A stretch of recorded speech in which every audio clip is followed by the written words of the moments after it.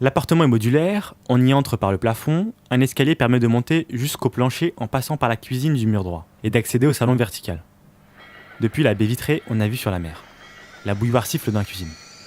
On est installé au 22e étage d'un immeuble près du port de plaisance. On se fait servir le thé et on a mis le doigt sur un filon colossal. Hyperbore. La fiction et l'utopie.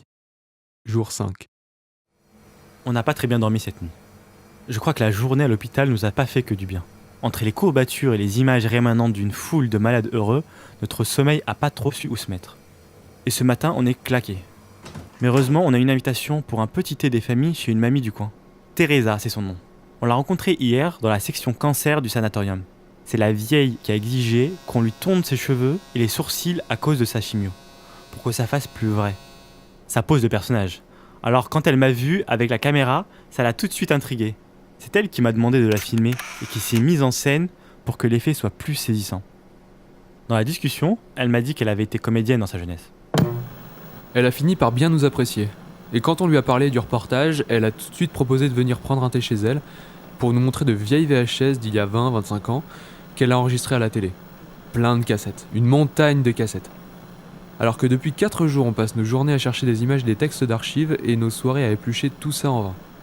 Alors forcément, tout de suite, on a eu très envie d'un thé. Il est 11h du matin et la petite vieille tondue nous ramène un plateau de biscuits et de thé. Comme partout dans ce pays, tout est très coloré dans cet appartement. Les meubles, les luminaires, les biscuits, le thé et la vieille. Elle porte une salopette rouge sur une chemise ample turquoise et des sandales jaunes. Mais son crâne, lui, est toujours aussi bien rasé. Cette femme est vraiment terrible. Elle nous parle de sa vie, de ses voyages un peu partout dans le monde, de ce qu'elle a vu, de ce qu'elle a vécu au moment où son pays a changé de régime et a décroché l'Utopia 2000. Elle était là lors de l'inauguration du centre-ville, elle avait tout juste 18 ans. Ça faisait 2 ans que la révolution était terminée et qu'elle jouait dans les pièces qui s'exportaient sur le continent. Elle avait déjà senti l'envie de partir, de tout quitter. Mais lorsque la situation s'est débloquée après 2 ans de gouvernement provisoire, elle a décidé de rester. Elle a vraiment grandi avec ce sentiment de l'utopie en marche, de son accomplissement, et ses voyages lui ont permis de comprendre la portée d'un miracle pareil. Mais tout cela n'est que peu de choses, selon elle, à côté de son trésor qu'elle a amassé de chez elle, depuis ce même canapé cubique où nous sommes assis. 238 VHS couvrant des centaines d'heures de programmes télévisés aujourd'hui disparus, un pan entier du paysage culturel hyperborien, sauvé par la passion d'une femme. Pour nous, ça a un air d'Eldorado. Mais lorsqu'on insère la première VHS dans son lecteur cassette, c'est la douche. On tombe sur des émissions de télé-réalité d'il y a 19 ans dans toutes ses formes possibles. Des êtres humains poussés à l'extrême ridicule pour 1 million d'euros, des familles qui gagnent ou perdent leurs habitations sur une bonne ou mauvaise estimation du coût de leurs biens, des célébrités qui couchent avec des inconnus dans des télé-réalités pornographiques, et des pubs de partout, c'est l'angoisse.